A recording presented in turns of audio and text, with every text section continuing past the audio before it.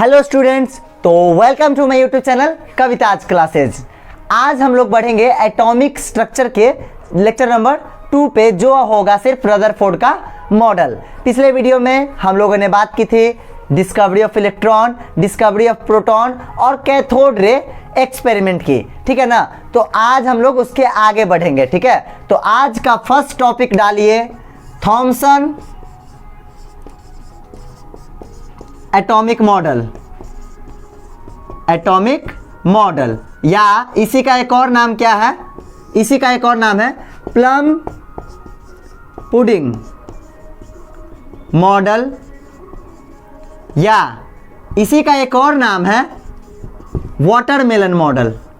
Watermelon model, ठीक है। देखिए ये है क्या, बहुत ही आसान है, एकदम इत्मीनान से समझिएगा, ठीक है ना।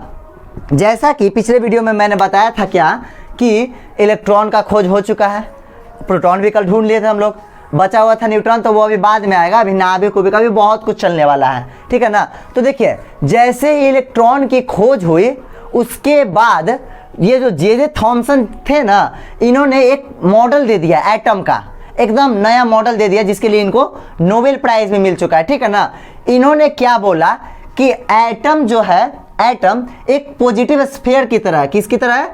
पॉजिटिव स्फीयर की तरह है। Atom be like a positive sphere, atom be like a positive sphere, ठीक है ना। स्फीयर मतलब गोला, एक पॉजिटिव स्फीयर की तरह है जिसके अंदर यूनिफॉर्मली पॉजिटिव चार्ज डिस्ट्रीब्यूटेड रहता है, मतलब हर जगह पॉजिटिव चार्ज डिस्ट्रीब्यूटेड रहता है यूनिफॉर्मली, मतलब इक्वल इक्वल सब जगह, ठीक है ना। तो ये तो था ही, साथ ही साथ इन्होंने एक इसमें बात और क्या बोला कि जो एटम है, ये एटम है, क्या ये एटम है, ठीक है ना। Atom, what is atom? Atom is a positive sphere and, तब पॉजिटिव स्फीयर यानी कि प्रोटॉन। पॉजिटिव क्या होता है? प्रोटॉन, कल बताए हैं पिछले वीडियो में प्रोटॉन। अब देखिए प्रोटॉन तो होता है पॉजिटिव, तो इलेक्ट्रॉन कहाँ जाएगा?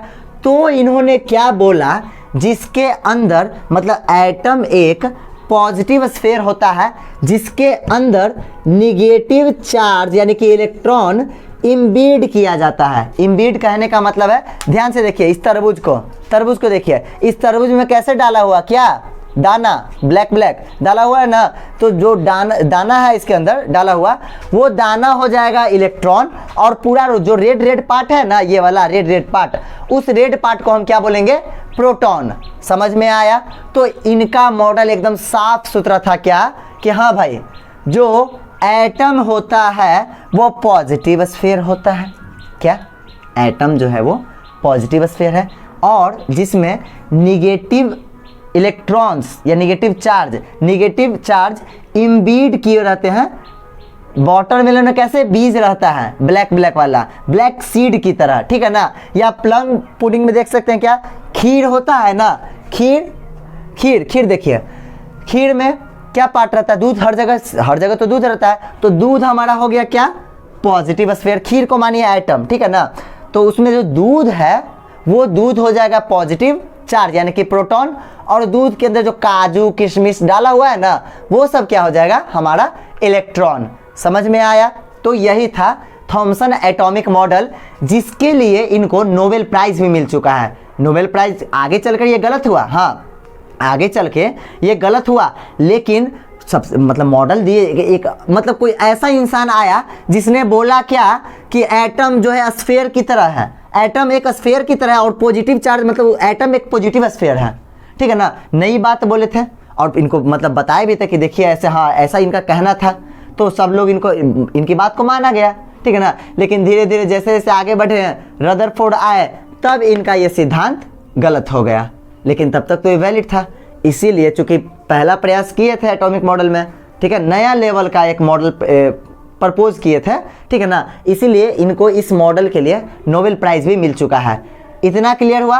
अब बात करते हैं कि इनका मॉडल फेल क्यों हुआ, ये बात करते हैं। तो देखिए फेल हुआ रदरफोर्ड के कारण इनका मॉडल फेल हुआ। अब उन्होंने क्या किया, आइए रदरफोर्ड पे चलते हैं। चलिए अब बात करते हैं Rutherford nuclear model of atom की, ठीक है ना। तो ध्यान से सुनिएगा, सुनिए समझ में आ जाएगा। देखिए रदरफोर्ड जो थे ये रेडियो एक्टिविटी पे मतलब रिसर्च कर रहे थे। ये बहुत ही रिच पर्सन थे, मतलब पैसा वाला, बहुत ही इनके पास मतलब धनी बनी थे बेचारे, ठीक है। तो ये क्या किए थे, रदरफोर्ड ने क्या किया, ये रेडियो एक्टिव पे रिसर्च कर रहे थे। तो रिसर्च के मतलब इनके जो वर्कर्स थे, इनका एक अपनी कंपनी थी बहुत बड़ी जिसमें रिसर्च करते थे। तो इनके वर्कर्स ने आके बोला क्या कि थॉमसन जी ने जो मॉडल दिया था, देखिए हुआ क्या, थॉमसन साहब ने जो मॉडल दिया था उसमें उन्होंने क्या बताया कि पॉजिटिव एटम क्या है, एक पॉजिटिव चार्ज है। ध्यान से सुनिएगा, एटम क्या है, एक पॉजिटिव स्फीयर है जहां प्लस चार्ज उसमें रहता है और जिसके अंदर नेगेटिव चार्ज इम्बेडेड है। लेकिन जब मतलब उनके जो वर्कर्स थे वो वर्कर्स रदरफोर्ड के पास आए और उन्होंने बोला कि हम लोग कुछ कर रहे हैं ना, तो क्या हो रहा है ना कि पॉजिटिव चार्ज जब फेंक रहे हैं तो जो एटम है, एटम उसके आर पार हो रहा है। मतलब रदरफोर्ड ने एक क्या किया था, अल्फा स्कैटर करवाया था, अल्फा स्कैटरिंग। देखिए पहले ये समझिए ये अल्फा क्या है। अल्फा पार्टिकल होता है, एक पार्टिकल होता है जिस पे 2 प्लस होता है, ठीक है ना, डबल प्लस जिस पे होता है, ठीक है। अब देखिए जैसे मान लीजिए हम हीलियम लिए, ठीक है ना, हीलियम का कितना होता है, 2 एटॉमिक नंबर और 4 एटॉमिक मास। चलिए बनाते इसका स्ट्रक्चर। तो अंदर क्या, 2 प्रोटॉन और 2 न्यूट्रॉन, 2 प्रोटॉन 2 न्यूट्रॉन और 2 इलेक्ट्रॉन क्या करेंगे, इधर रिवॉल्व करेंगे, एक यहाँ पर इलेक्ट्रॉन और एक यहाँ पे इलेक्ट्रॉन रिवॉल्व करेंगे। हाँ इतना क्लियर हुआ। अब देखिए अगर इस हीलियम का हमसे मास पूछे तो मास क्या होगा हीलियम का, 4 इंटू मास ऑफ प्रोटॉन, यही होगा 4 into mass of proton. Charge पूछे तो चार्ज इस पे कितना है, चार्ज 2 अंदर और 2 बाहर। अगर हम इस इलेक्ट्रॉन को हटा दें, इस इलेक्ट्रॉन चार्ज तो ये अभी ये 2 और 2 बैलेंस है, खत्म है, मतलब 2 इलेक्ट्रॉन का माइनस है, इसका प्लस, दोनों मिलकर बैलेंस न्यूट्रल हो गया। लेकिन अगर हम इस इलेक्ट्रॉन को हटा दें तब हीलियम पे कितना चार्ज बचेगा, 2 प्रोटॉन यानी कि 2 प्लस चार्ज, यानी कि 2 प्लस चार्ज और मास 2 2 4। इतना क्लियर हुआ। अल्फा होता है, अल्फा एक पार्टिकल होता है जिस पे डबल प्लस होता है। डबल प्लस ये आता कहाँ से, हीलियम का 2 इलेक्ट्रॉन को हटा देंगे तब जो उस पर जो चार्ज बचता है वो 2 प्रोटॉन बचता है, यानी कि 2 पॉजिटिव चार्ज यानी कि 2 प्लस बचता है। उसी को बोलते हैं alpha particle. Alpha particle clear हुआ। चलिए अब देखिए इन्होंने क्या किया, रदरफोर्ड जी ने अल्फा पार्टिकल से बम्बार्डेड करवाया। किस पे, देखिए ध्यान से, क्या किया, एक सोर्स लिया, एक सोर्स यहाँ से रेडियो एक्टिव सोर्स लिया जहाँ से जिसके अंदर से अल्फा पार्टिकल इमिट करेंगे, निकलेंगे, ठीक है। फिर उसके बाद क्या किया, बीच में गोल्ड फॉइल रख दिया। क्या रखा, गोल्ड फॉइल। अब गोल्ड फॉइल देखिए ध्यान से, बीच में गोल्ड फॉइल रखा और पीछे में क्या लगा दिया, फ्लोरोसेंट मटेरियल लगा दिया, फ्लोरोसेंट मटेरियल लगा दिया, ठीक है ना, फ्लोरोसेंट मटेरियल लगा दिया, ठीक है। तो इन्होंने अभी बताया हम क्या किया, एक सोर्स लिया, ठीक है, सोर्स से अल्फा पार्टिकल निकल रहे थे, अल्फा पार्टिकल निकल रहे थे। अब निकल रहे थे तो यहाँ पर एक गोल्ड का फॉइल रख दिया, ठीक है ना, गोल्ड फॉइल रख दिया। अब देखा क्या गया, इस गोल्ड फॉइल के पीछे ध्यान दीजिएगा, एक पहले लेड प्लेट लगा दिए थे यहाँ पे जिससे निकल रहा था, यहाँ लेड प्लेट और उसके बाद गोल्ड फॉइल लग गया, ठीक है, ये गोल्ड फॉइल है, गोल्ड फॉइल। उसके बाद इसके पीछे क्या किए, एक fluorescence material ZnS zinc sulphide का मटेरियल लगा दिए, लग गया मटेरियल।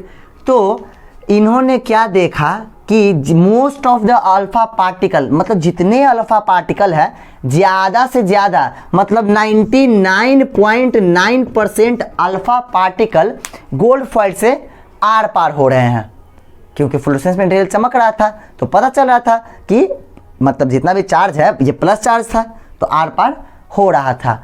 अब यहाँ पे आया गलती किनका, थॉमसन जी का। उन्होंने तो बोला था एटम क्या है, पॉजिटिव स्फीयर। अब भाई जब एटम पॉजिटिव स्फीयर है तब अगर हम उस पर अल्फा पार्टिकल यानी कि पॉजिटिव पार्टिकल से बम्बार्डेड करवाएंगे तब तो पार्टिकल को रिफ्लेक्ट होना चाहिए था, मतलब जहाँ आर पार तो नहीं होगा ना, अरे पॉजिटिव रिपल्सन होगा। तो एक दूसरे के पास तो नहीं जाएंगे, उससे दूर भागना चाहेंगे। लेकिन यहाँ पर उल्टा हो रहा था। क्या हो रहा था? अल्फा पार्टिकल जो गोल्ड फॉइल था उसके एकदम मतलब 99% अल्फा पार्टिकल आर पार हो गए। प्लस वाले पार्टिकल, ये पॉजिटिव पार्टिकल्स सब, यहाँ पे गोल्ड में भी पॉजिटिव पार्टिकल तो होगा, प्रोटॉन उसमें भी होगा, मतलब तो 99.9% आर पार हो गए। तब ये क्या बोले कि नहीं, ऐसा नहीं है, एटम पॉजिटिव स्फीयर नहीं है। क्यों नहीं है पता चला? क्योंकि ज़्यादातर पॉजिटिव पार्टिकल, ज़्यादातर अल्फा पार्टिकल गोल्ड फॉइल से पार हो जा रहे थे। ठीक है, फिर इन्होंने कुछ देखा, क्या किए, अल्फा पार्टिकल को एकदम सीधा भेजे तो वापस आ गया। फिर क्या किए, पार्टिकल भेजे, देखिए मोस्ट मतलब 99.9% अल्फा पार्टिकल क्या हो रहे थे, मतलब आर पार हो रहे थे। ठीक है ना, 99.9% आर पार हो रहे थे। कुछ अल्फा पार्टिकल स्मॉल एंगल, बहुत ही छोटे छोटे एंगल से डिफ्लेक्ट हो रहे थे। बहुत ही, फिगर देखिए समझ में आएगा। ठीक है ना, बहुत ही छोटे छोटे एंगल से डिफ्लेक्ट हो रहे थे। और अबाउट 1 आउट ऑफ 20,000, 20,000 में से एक पार्टिकल मतलब अपना पाथ पर वापस आ रहा था, मतलब जैसे गया ना उसी तरीके से वापस आ रहा था। तब ये कंक्लूजन क्या लगाएं कंक्लूजन, ध्यान से समझिए। तब ये अपना 4-5 पॉइंट देते हैं। देखिए फिर से समझिए ये क्या क्या किए। सबसे पहले अल्फा पार्टिकल से बम्बार्डेड करवाए, किस पे?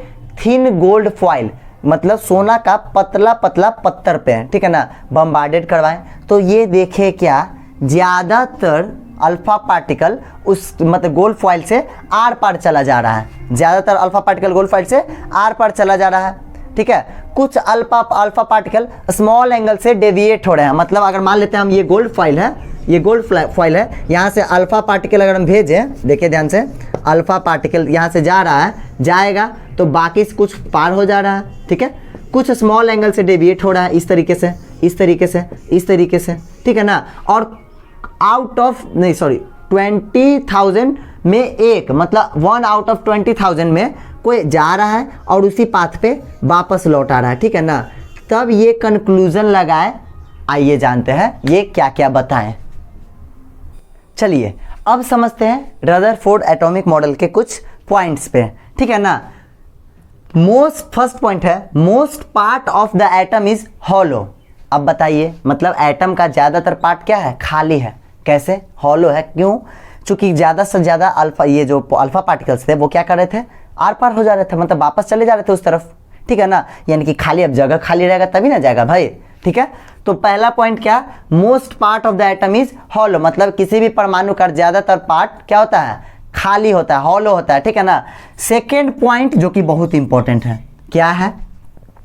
The positive charge concentrated in a very small space, मतलब जो पॉजिटिव चार्ज यानी कि जो प्रोटॉन होते हैं वो बहुत ही छोटे स्पेस में। अब ये छोटा स्पेस कैसे आया भाई? देखिए कैसे आया। क्या हुआ, पार्टिकल गया था, कुछ स्मॉल एंगल से डिफ्लेक्ट कर रहे थे ना, ठीक है, कुछ स्मॉल एंगल से डिफ्लेक्ट कर रहे थे, तो क्या बोला गया कि positive charge concentrated in a very small space, जिसको हम लोग क्या बोलते हैं? न्यूक्लियस बोलते हैं। ठीक है ना, जिसको हम लोग न्यूक्लियस बोलते हैं। यानी कि जितना भी पॉजिटिव चार्ज है वो सब कहाँ कंसंट्रेटेड है? न्यूक्लियस में। समझ में आया? चलिए सेकंड पॉइंट समझ में आया। थर्ड पॉइंट क्या है? The positive charge is heavy, मतलब जो बीच में था ना छोटा सा, कुछ पता नहीं छोटा था या बड़ा, वो आगे पता चलेगा, लेकिन जो न्यूक्लियस था, ध्यान दीजिए, न्यूक्लियस किसको बोलेंगे? पॉजिटिव चार्ज एकदम मतलब कहीं कंसंट्रेटेड है। एटम में पॉजिटिव चार्ज कहीं ना कहीं तो कंसंट्रेटेड था, तभी ना कुछ स्मॉल एंगल से मतलब उसके आसपास जाते थे तो डिफ्लेक्ट होते थे, आसपास जाते थे तो डिफ्लेक्ट होते थे, और 20,000 में से एक वापस आता था, मतलब बीच में जरूर कुछ था। वो क्या था? Positive charge. थर्ड पॉइंट बोले कि जो पॉजिटिव चार्ज है वो हैवी है। अब पॉजिटिव चार्ज था कौन? प्रोटॉन। अब प्रोटॉन कहाँ था? उसी को क्या बोले हम? न्यूक्लियस। मतलब न्यूक्लियस कैसा था? हैवी, मतलब उसका मास ज़्यादा था। और कितना ज़्यादा था? न्यूक्लियस में क्या प्रोटॉन रहता था, आगे चल के इलेक्ट्रॉन आया, लेकिन वो तो बहुत बाद में ना। अभी समझिए ये न्यूट्रॉन, हाँ न्यूट्रॉन आया लेकिन बहुत बाद में, ठीक है। तो पॉजिटिव चार्ज जो था वो हैवी था, मतलब न्यूक्लियस थोड़ा हैवी था। और फोर्थ पॉइंट क्या ये बताएं, नंबर ऑफ प्रोटॉन और नंबर ऑफ इलेक्ट्रॉन दोनों इक्वल रहते हैं, जो कि जे थॉमसन भी बताए थे, जे थॉमसन भी यही बात बोले थे। तो नंबर ऑफ प्रोटॉन और number of electron always equal होंगे, ठीक है ना। यहाँ तक तो ठीक था। इसके बाद ये एक और पॉइंट क्या बोले, नोट कीजिएगा, नोट करते रहिएगा इन सबको, ठीक है ना, कॉपी में लिखते जाइए। इसके बाद ये क्या बोले फिफ्थ पॉइंट में, फिफ्थ पॉइंट क्या बोले, the size of nucleus is very very small, is very very small as compared to the atom, to the atom। मतलब एटम की तुलना में, अगर एटम से तुलना करें तो न्यूक्लियस का साइज बहुत बहुत कम था, मतलब न्यूक्लियस बहुत छोटा है एटम के मुकाबले। देखिए एटम का जो साइज होता है वो अप्रोक्सीमेट 10⁻⁻10 होता है, ठीक है ना, 10⁻⁻10। और किसका न्यूक्लियस का जो साइज होता है न्यूक्लियस का, वो आ जाता है हमारा 10⁻⁻15, 10⁻⁻15, एक का 10 ठीक है ना। तो एक का 10⁻⁻10 मीटर और एक का 10⁻⁻15 मीटर। -15 अगर करें तो ये कितना आ जाएगा, 10×5 यानी कि 1 लाख। यानी कि जो एटम का साइज होता है वो न्यूक्लियस से 1 लाख गुना बड़ा होता है। तो अब सोचिए एटम न्यूक्लियस कितना छोटा होगा, ठीक है ना। अरे जाहिर सी बात है, न्यूक्लियस कहाँ होता है, एटम के सेंटर में, छोटा सा पॉजिटिव पार्ट, तभी ना डिफ्लेक्ट हो रहा था और आर पर बाहर। जैसे देखिए समझिए इसको, ये मान लेते हैं एक एटम है, ठीक है, यहाँ पे था न्यूक्लियस प्लस चार्ज वाला, हम अल्फा पार्टिकल से बम्बार्डेड करवाएं तो ज़्यादातर क्या हो रहे थे, आर पर जा रहे थे ना, और कुछ क्या हो रहे थे, डिफ्लेक्ट हो रहे थे, कुछ डिफ्लेक्ट हो रहे थे और एक कोई वापस आ रहा था, मतलब ये सेंटर में था, सेंटर में था। चूंकि ये बहुत छोटा था मतलब इसका साइज छोटा है। और कितना छोटा है अगर आपसे पूछे तो एटम से 1 लाख गुना छोटा होता है न्यूक्लियस का साइज। एटम का साइज 10⁻⁻10 मीटर और न्यूक्लियस का साइज 10⁻⁻15 मीटर। इतना तक क्लियर हुआ। चलिए, ये तो था रदरफोर्ड ने क्या क्या दिया, क्या क्या बताया एटम के बारे में। इसके बाद इन्होंने इन सारे कंक्लूजन पे एक टर्म दिया, एक मॉडल, अपना मॉडल दिया, Rutherford nuclear model of atom, ठीक है ना। Rutherford nuclear model of atom दिया। इसमें इन्होंने क्या बताया, इसमें इन्होंने बताया क्या कि एटम जो होता है उसके सेंटर में पॉजिटिव चार्ज होता है, पॉजिटिव चार्ज यानी कि प्रोटॉन। अभी न्यूट्रॉन की बात नहीं होगी, न्यूट्रॉन अभी नहीं आया है। एटम के सेंटर में क्या होगा, पॉजिटिव चार्ज। और साथ ही साथ ये क्या बोले कि इसके ऑर्बिट्स, इसके चारों तरफ ऑर्बिट्स होते हैं जिसमें इलेक्ट्रॉन रिवॉल्व करते हैं, जिसमें इलेक्ट्रॉन रिवॉल्व करते हैं, ठीक है ना। इसके चारों ओर ऑर्बिट होते हैं, ऑर्बिट्स में इलेक्ट्रॉन रिवॉल्व करते हैं। यहीं पे आया गलती। कैसे, देखिए ये तो बोल दिए कि ऑर्बिट में रिवॉल्व करता है, लेकिन अब कोई तथ्य होना चाहिए ना भाई, क्यों ऑर्बिट में रिवॉल्व कर रहा है, ठीक है। देखिए ध्यान से, ये प्लस है और इलेक्ट्रॉन माइनस है। प्लस वाले माइनस वाले को खींचेगा, जरूर खींचेगा। क्यों खींचेगा, दोनों में इलेक्ट्रोस्टैटिक फोर्स लग रहा है। कौन सा फोर्स, इलेक्ट्रोस्टैटिक फोर्स, ठीक है ना। इलेक्ट्रोस्टैटिक फोर्स के कारण, इलेक्ट्रोस्टैटिक फोर्स के कारण ये इलेक्ट्रॉन कहाँ जाना चाहेगा, प्रोटॉन के पास। इलेक्ट्रोस्टैटिक फोर्स, दो चार्जेस जब रेस्ट में होते हैं ना तो दोनों एक दूसरे को अगर अपोजिट है तो अट्रैक्ट करेगा, ठीक है, सेम रहेगा तो रिपेल, लेकिन यहाँ पर तो अपोजिट है। तब तो देखिए ध्यान से, दोनों के बीच में इलेक्ट्रोस्टैटिक फोर्स है, ठीक है। तो ये इलेक्ट्रॉन क्या चाहेगा कि हम इस प्रोटॉन के पास जाए। ये प्रोटॉन चूंकि हैवी है तो ये तो इसके पास, यह इसका ज़्यादा वजन है ना, तो ये इसको खींचेगा, इसका थोड़ा वजन कम है इससे, तो ये चला जाएगा। फिर क्या होगा, ये नीचे आया, दोनों टकराएगा, कोलैप्स होगा, एटम खत्म, एटम खत्म हो जाएगा, ठीक है। ये नीचे आएगा, कोलैप्स होगा, एटम खत्म। तब रदरफोर्ड क्या बोले कि ये जो इलेक्ट्रोस्टैटिक फोर्स है, इलेक्ट्रॉन उसका यूज घूमने में करता है, उसका यूज सेंट्री क्या उसको बोलते हैं, हाँ, इलेक्ट्रॉन उसका सर्कुलर मोशन में यूज करता है। किस में यूज करता है? सर्कुलर मोशन में इस फोर्स का यूज करता है, ठीक है ना। इस फोर्स का किस में यूज करता है? सर्कुलर मोशन में। देखिए कैसे, चूंकि इसका वेलोसिटी बार बार चेंज होगा, अरे सर्कुलर में है, इलेक्ट्रॉन अब मूव कर रहा है, पार्टिकल है, तो कुछ ना कुछ वेलोसिटी तो होगा। अब मान लीजिए इसके पास v वेलोसिटी है, तो यहाँ पर कुछ और होगा, यहाँ पर कुछ और होगा, यहाँ पर कुछ और होगा, यहाँ पर कुछ और होगा, यहाँ पर कुछ और, मतलब वेलोसिटी बार बार चेंज हो जाएगा।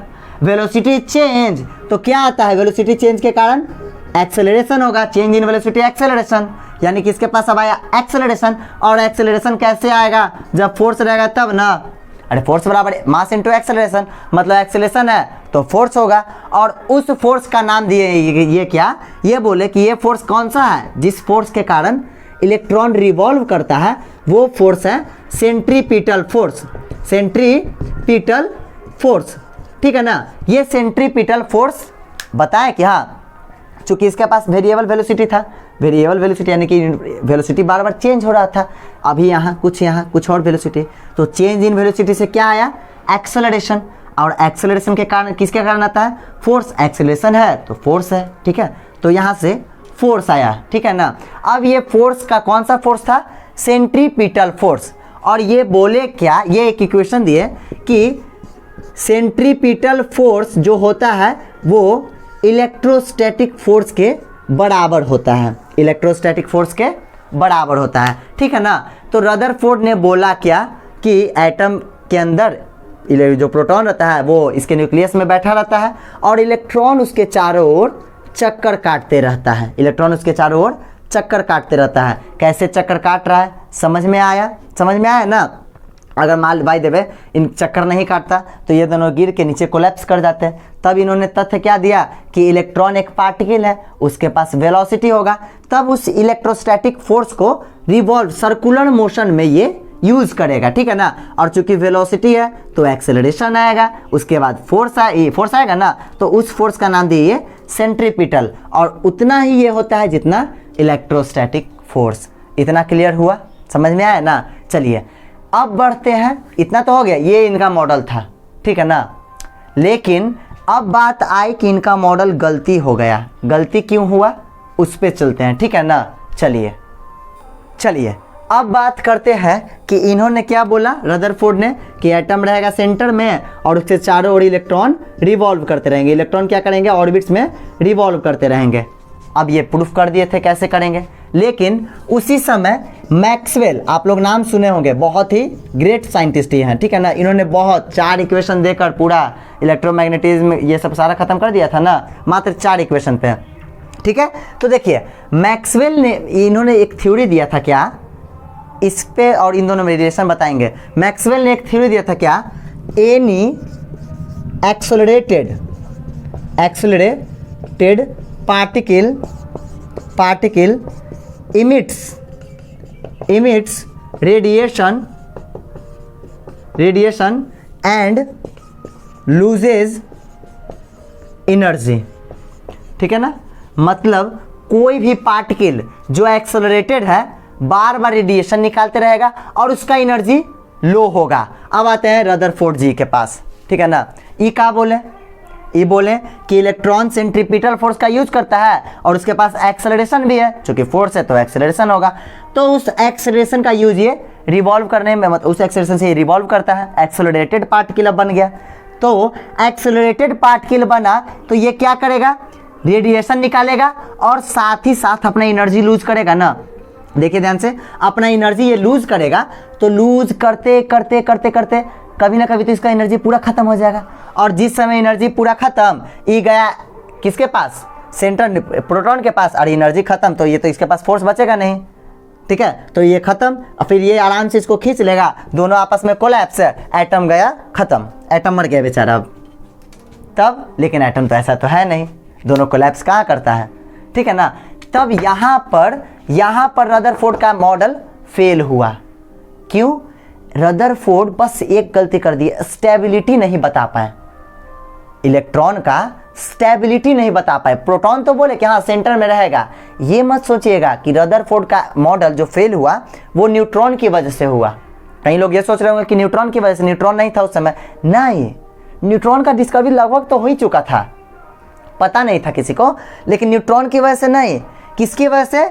इसकी वजह से। इन्होंने बोला इलेक्ट्रॉन सेंट्रीपिटल फोर्स से रिवॉल्व करता है और वो एक्सेलरेटेड पार्टिकल है, लेकिन मैक्सवेल के थ्योरी के अनुसार जो भी एक्सेलरेटेड पार्टिकल होता है वो रेडिएशन इमिट करता है और अपना एनर्जी लूज करता है, तो कभी ना कभी तो एनर्जी लूज करके टकरा जाएगा। टकराया, एटम खत्म, लेकिन एटम खत्म नहीं होता है। ठीक है, तो इनके मॉडल में जो लिमिटेशन है, जो ड्रॉबैक्स हैं, उसमें फर्स्ट पॉइंट आप लोग डालिएगा क्या? फर्स्ट पॉइंट क्या है? यहीं से पता चल रहा है, ही कैन नॉट, ये ड्रॉबैक्स है इनके, कमियां। ठीक है, he can't explain stability of atom का ये स्टेबिलिटी नहीं बता पाए भाई। कब गिर के बेचारा टूट फट जाएगा, कब फट जाएगा कोई पता है? इलेक्ट्रॉन जब अपना एनर्जी लूज करेगा इनके हिसाब से। अब ये जैसे बताया था उस हिसाब से तो ये एक्सेलरेटेड पार्टिकल है, तो एनर्जी लूज करेगा ही करेगा। अब कब आके टकरा जाए, काम खत्म, दोनों मर जाएगा। लो, हो गया विवाह। चलिए देखिए, लेकिन ऐसा है नहीं, तो ये स्टेबिलिटी नहीं बता पाए थे। ठीक है ना। Second, he can not explain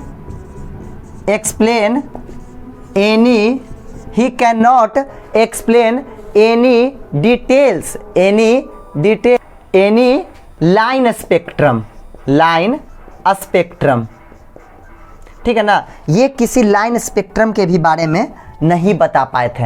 अब लाइन स्पेक्ट्रम क्या होता है आप ये सोचोगे, वही अरे व्हाइट लाइट को किसी प्रिज्म से जब पार नहीं कराया जाता है तो 7 अलग अलग डिफरेंट कलर में वो क्या होता है, बढ़ जाता है, डिवाइड हो जाता है। ठीक है ना, विबग्योर, बैजानी, हपीनाला, याद करने का तरीका। तब देखिए ध्यान से, फर्स्ट वाला आप लोग को समझ में आ गया होगा कि स्टेबिलिटी नहीं बताते थे। ठीक है ना। सेकेंड क्या है, देखिए ध्यान से, हाँ, लाइन स्पेक्ट्रम के बारे में। लाइन स्पेक्ट्रम को ऐसे समझते हैं जैसे हम किसी कंटेनर में कोई गैस ले लिए, ठीक है ना, मान लो हाइड्रोजन ले लिए। ठीक है ना, तब इससे वाइट लाइट अगर पास कराते हैं तो स्क्रीन अगर यहाँ लगाते हैं तो स्क्रीन पे हमको वायलेट मिला, ब्लू मिला, इंडिगो मिला और ब्लू मिला, बाकी कुछ नहीं मिला। ठीक है, हाइड्रोजन पे जब वाइट लाइट पड़ा तब 3 रंग मिला, वायलेट, इंडिगो और ब्लू, जिसमें सबसे ज़्यादा वायलेट था। ठीक है ना, वेवलेंथ वायलेट यहाँ पे सबसे ज़्यादा था। बाकी दोनों, अगर हम गैस बदले हीलियम रखें तो यहाँ पे नतीजा कुछ और आ जाता था, कोई और गैस रखे तो कुछ और आ जाता था। तो लाइन स्पेक्ट्रम के बारे में ये नहीं बता पाए थे। अब लाइन स्पेक्ट्रम डीपली आप लोग को पढ़ना है तो वो आएगा अगले वीडियो में। ठीक है ना, लाइन स्पेक्ट्रम दिए थे, आएगा नील बोर्ड में आएगा। ठीक है ना।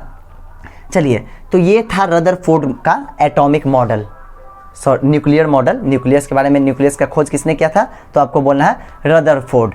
ठीक है ना। चलिए, कल हम लोगों ने ढूंढा, पिछले वीडियो में हम लोगों ने ढूंढा क्या क्या, इलेक्ट्रॉन और प्रोटॉन ढूंढ लिए, आज न्यूक्लियस ढूंढ लिया गया। कल इनके एक और सुपुत्र, एटम के एक सुपुत्र की खोज होगी जिनका नाम क्या है, न्यूट्रॉन। कल होगी या बहुत अभी उसमें टाइम है। ठीक है ना। कल बात होगी द मैन, एक ऐसे इंसान की अगले वीडियो में बात होगी जिन्होंने आइंस्टाइन को चैलेंज किया था। Einstein, greatest Einstein. ठीक है ना। नील बोर, क्या नाम है उनका, नील बोर। तो नील बोर ने क्या किया था, रदरफोर्ड के न्यूक्लियर मॉडल में जो कमियां थी उसको सुधारा था। ठीक है ना। उन्होंने बहुत से, मतलब रदरफोर्ड ने एक और नहीं बताया था क्या, एनर्जी नहीं बताया था इलेक्ट्रॉन का, मतलब कितना एनर्जी इलेक्ट्रॉन का फिक्स एक जगह नहीं बताया कि किस ऑर्बिट में कितना इलेक्ट्रॉन रहेगा, ये भी नहीं ये बता पाए थे। ठीक है ना। तो अगले वीडियो में चलेगी नील बोर की कहानी। तब तक वीडियो देखिए, पढ़ाई करते रहिए, एंड अगर अच्छा लगे तो लाइक, सब्सक्राइब एंड शेयर जरूर कर दीजिएगा। Thank you.